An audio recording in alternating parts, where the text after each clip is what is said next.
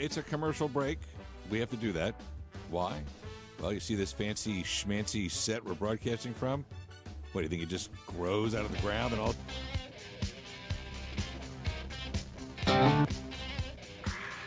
Is that you? Me? Seeking the truth? Well, you've come to the right place. It's the Sam Malone Show on AM 1070. The Answer. All right, I accidentally stepped on the segment of our in-house psychotherapist. We're the only radio show in America that has a psychotherapist weekly because, my gosh, there's a lot of craziness out there. Jill Payne, a member of the American Psychotherapy Association, joins us via Skype. Hi, Jill.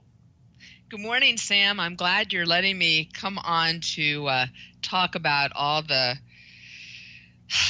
blame that's going on right now in the world, and I think that what's going on. I wanted to talk about blame and taking responsibility. So I get CNN on my phone because unlike a lot of people in politics, I like to listen to both sides so that I can know what's going on, and I like to be able to see both sides. Well, yesterday, I just couldn't take it. I just sort of went off, and I'm not usually like that. But I kept getting these CNN little things that you get on your phone, you know? Yeah, like updates. And it was constantly blaming Trump, blaming Trump, blaming Trump. And I was like, wow, Trump must be a dictator. He must be able to run the world. I'm still wondering how he's not getting some things passed. But if you listen to CNN, oh my gosh, he makes people go pee. He makes people shoot people. He makes people light fires. He makes people kneel to the national anthem. Okay. And so when you listen to that, that would be the same, Sam, as you coming to see me with your wife. Well, I won't say you because I'm going to give a negative. That's all right. Listen, please. No, not you. Okay. It's the same as if I have a couple come in and the husband says to me, you know, my wife nags me so much. It's her fault that I had an affair with Sally. Instead of taking responsibility for your actions, right? Okay, and that's one thing. And then also, someone comes in and you could be a wife or a husband. My gosh, I came home, and after 30 years of marriage, I came home to an empty house, and my spouse left me all of a sudden. Okay. It doesn't just happen like that. People are just missing maybe the signs. So when Trump came into office, my gosh, he hasn't even been in office a year. How can he have caused all this prejudice? How can he have caused all this bias? How can he have caused all this violence in such short of a time? It's something I want people to think about when they're CNN and all these other people are blaming Trump. Then I have one other thing. Well, you're right. Before they get to that, the lies of Ferguson, the hands up, don't shoot, was a lie. It never happened. But that was all under Obama. The looting and burning of Baltimore and the black communities was all under Obama. I mean, it wasn't Trump. Trump shows up, and all of a sudden, yes, it's all his fault. So people need to think about that and take responsibility for their actions. So if they want to go ahead and protest, all right, this is America. I say protest because this is what America's about. You know, you don't get shot if you protest. The thing is, I talked about TP before, timing and position. And so if someone is going to pay money to go to a football game, what do they expect to see? If I say football, am I correct? I want to see football. There you go. You win the booby prize. Okay, so we don't pay to go see protesting. So if you want to protest, you go protest in some other place that doesn't conflict with your work, which is football is a job, and we have what is called social norms, which are changing. Now, want to say one thing before I go into the social norms real quick, because social norms are our values and traditions. And one of the traditions is for 100 years, it's been pledging allegiance to the flag of the United States of America before you play a game. It's just been a tradition. Okay. So now, what's confused me is I saw, and this wasn't Fox, it wasn't on CNN, but there was a title. And the title of the article was NFL in London, Ravens Jaguars stand for God Save the Queen and kneel for Star Spangled Banner. So have we forgotten what we did in excuse me, I forgot, 1776. Well, I don't think this isn't the brightest bunch of bulbs in the chandelier, these football players. I mean, they're just not. There's a handful of smart guys. They're just not smart. To stand for someone else's anthem, of which we fought to declare independence from, you're just asking too much intellectually from some of these guys. That's just not, it is what it is. So that goes with groupthink of what you just said. We had that one Steeler that went out there. I think he did 2 or 3 tours of duty in the Army. Yeah, Al Villanueva. Came out. Yeah, and I saw a little clip of him in 2014, and he's very patriotic. So whatever he said, his natural instinct was to run out there and pledge allegiance to the flag. That's what he did. But what happened is groupthink happened. And groupthink is when you get a bunch of people together. I sent you that cartoon where the leader is talking about, we need to go kneel and so forth. And everybody under the table is saying, well, I really don't want to do that. But, I guess I'll do that because my group wants to do that. That's groupthink. And so that's what happened when he came back out and he said, I'm so embarrassed every time I see myself pledge allegiance to the flag, because he did not stick with the group. Okay, so that's what was going there. And so that's what's happening. Right. Al Villanueva comes out. His name is Alejandro. Al Villanueva, Army Ranger, now a major, 3 tours, had to come out and apologize. Right. And I guess in his mind, he felt, instead of doing the right thing and standing for the right thing, let me apologize for to all these people who embraced the wrong thing, because he was probably ostracized. I would have loved to have heard it. Jill Payne, by the way, our psychotherapist. I would have loved to have heard that conversation in the locker room. Where are you going? We're going outside. I'm going to say, get back in here. No, I'm going to go outside and see, and see the flag and hear the net. Get the hell back in here, man. Are you on this team or not, man? And he goes out there, puts his hand over his heart. His jersey becomes the #1 selling jersey, online. And then he has to apologize. What? Right. Wait, hang on a second. Let me get to a break. And I'm going to lead off with, what kind of country do we live in? When you apologize, don't answer now. Apologize after the break. Okay. What? I'm going to go to the break. Yeah. What kind of country do we live in where you apologize for doing the right thing? Right. How much do you what is it about those guys? What did they say to you? Maybe were you threatened? Were you threatened to be cut off the team? Don't answer. We'll get to it. I have to get to the break. Back in a second, our conversation with in-house psychotherapist Jill Payne. And I apologize. Welcome back, by the way. I apologize. We had to make some guest changes around. I wanted to keep Jill Payne on with us, so I apologize to former President George Bush for not getting bumped. But anyway, no, just joking. It wasn't him. But we make changes. It's a live show. So Jill Payne is our in-house psychotherapist. She's getting a call. She's on Skype. Look, it's okay. It could be a suicide. Take it.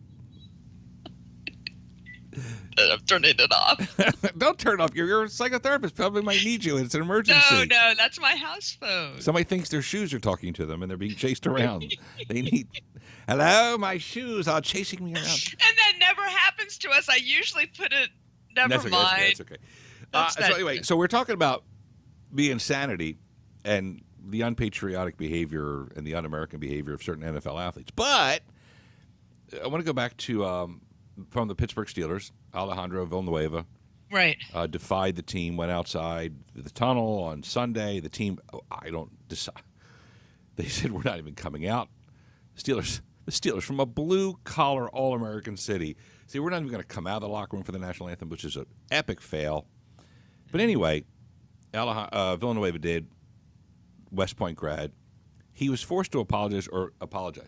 And I said to Jill going to the break, who's a psychotherapist, if you do the right thing, why do you apologize? What do you think goes through someone's mind?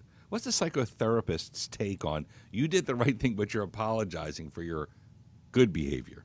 Wow, peer pressure is so powerful, and we know about it because we get it a lot in high school. And so in high school, we really have trouble dealing with it, so you usually have a lot of cliques in high school. As we get older, we still have that peer pressure if you're in groups. And he is in a football team. So those are his players, those are his friends, those are his social support. They pay his bills. There is a lot of peer pressure for him there. He does not want to let his men down. And even as a military person, you don't want to don't leave the man behind. You don't want to let that team down. So he comes from that mindset also, even though he went out there because. Well, no, I'm just saying, and he has his training. Obviously, he's a West Point grad. Yes. Obviously, tough enough to make it through Ranger assessment, which is just out of control, and you have to be airborne, before Ranger assessment, and all this. And I think he was assigned to 1st Battalion, 75th Rangers, and he can't stand up to a bunch of lug nuts and say, "Hey, Homer, that was the American flag." I mean, I don't know. So what's going on even with him and a lot of the people, because I've talked to my clients about this, it's caused problems in marriages. Just this football has caused problems in marriages because I have people that say, oh, great, they're standing up for the blacks. And then I'll have other people that are other ethnicities, other races. I want to explain the difference between ethnicity and a race. Other races, and they are still saying that, I don't think that this is, maybe that's what it first started out as, but now it's gotten out of hand. These are what the fights are about. And it's really more about they're mad at Trump and they're not really thinking clearly and blah, blah, blah, blah, blah. So I wanted to explain the difference between America and other countries is we have different races in our country, whereas when you go to places like Germany and Ireland, they may have different races, not so much as we do. And so race is your color, your bone structure, it's physical attributes, okay? Ethnicity is your nationality, is your culture, and so forth. So when you go to Germany, the nationality is German. When you go to Italy, the nationality is German. You're right. Okay, Italian. Yeah. When you come to the America, it's the United States nationality. And so people are upset about that when that's really what it is. And so get out. You know what, Jill Payne, our house psychotherapist, as a proud American conservative, we pretty much came here, one way or another, and you're free to leave. I mean, my family came in 1871 to 1911, and maybe yours, or maybe somebody got here yesterday. But if you don't like, and what makes us great is our Judeo-Christian fabric, gives us that higher moral authority, these two great religions of peace, the pillars of our nation. Listen, if you don't like it, au revoir. Afika saying, you're more than he wrote. You're more than welcome to leave it. But to bring your hatred in, and then just sit there and go, gee, why do people not like us? Well, you're importing your extremism, your godless alt-left behavior, into our wonderful globe. Listen, we're not perfect, but wonderful globe of fun here in America. So why are they surprised that people are not happy with their anti-American display or anti-patriotic or anti-military display? So what is the question? Why are they shocked that we're not happy with it? The members of the godless alt-left, they're like, okay. How? Well, that goes with what we talked about before about confirmation bias. And I talk about bias as it blinds us to what other people are thinking. So our perception is, and our bias gives us a perception. And so we have that perception and we think that everybody else is like that. So for instance, if you've never been through a divorce, then you really don't know how it feels to go through a divorce. Okay.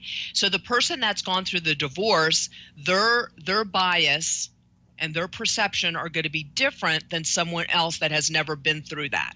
And so that's what's going on here. And one of the solutions, Sam, is that people need to have devil's advocates. Okay? So we need to have other people, including me. That's why I have, CNN, and I talk to all these different people when I'm out. You know how I am. I talk to everybody, right? You've been really. With me. It's kind of annoying after a while. But I'm sorry. I'm just joking. No, That's how I learn. So what people need to do, instead of doing the group think, they need to get out of their group and get someone that doesn't think like them and start listening. And they might not agree with them, but at least try to sit back and see the other person's perspective. I like it. Jill Payne, our in-house psychotherapist. No, I mean, it makes sense, but it's just amazing that when you act in such a disgusting manner, right? Yeah. And you turn your back on the military against the nation. Yeah, and then they sit there and go, "Well, why are people mad?" I'm like, "Are you smoking dope? Don't they check for dope in your sport? Because you got to be one, or you're ingesting a lot of it. It's like people who burn the flag, and they're like, "Well, why are people mad at me? You want to kick my ass?" Well, you got the right to do it, but it doesn't mean I'm going to sit there and write and watch it. So anyway. May I leave one other analogy? Yeah, real quick. Yes. Okay, real quick. If you take your hand, and I've done this before, you take your hand and you take it far away, you can see your lines than the wrinkles in your hand. When you take this hand and you put it all the way up to your nose, I don't know anybody that can see those lines. Right. So what happens is that's us. And we need to have other people that are looking at us talk with us and let us know what's really happening. Does that make sense? So I'm going to find someone at lunch today to look at the lines in my hand, and what am I supposed to do? You need to get another person's view. That's. I think we all do. Excellent. Our in-house psychotherapist, a member of the American Psychotherapy Association, joining us via Skype every Wednesday, Jill Payne. Jill, always great to have you on our show. Have a wonderful and blessed and fantastic All-American Day. Yes, and I hope CNN is listening. Well, they monitor us, but they're not listening. That's different. Well, I'm hoping they're listening. Yes. As is like NBC News, they monitor us. They're not listening. It'll decrease the anger. Believe me, if you step back. They throw cups. They throw styrofoam cups at the screen when we do our show because we exposed the godless alt-left. We exposed the hashtag corrupt media. They want to have their own way of corruption and lies and deceit. And we sit there and go, no, ain't going to happen. All right, my goal is for us to get along. Aw. Let's write a song about it in G. Our good friend Jill Payne. Have a wonderful day. Bye, Sam.